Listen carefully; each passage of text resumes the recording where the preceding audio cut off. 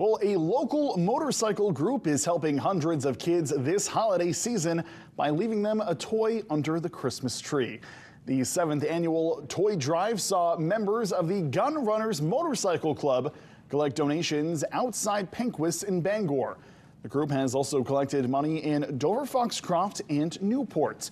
All donations go directly towards Penquis's Christmas is for Kids program, which helps to make sure that local kids will receive a toy for Christmas.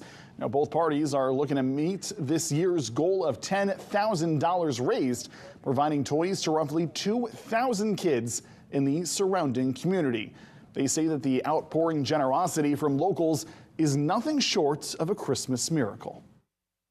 These communities between Piscataquis and Penobscot County have come out big time for this event, especially this year, and it makes me feel great. It warms your heart to know that we have this incredible community organization that is coming together and just out there pouring out their hearts to in the cold weather to raise this money to help support all of these children in our community.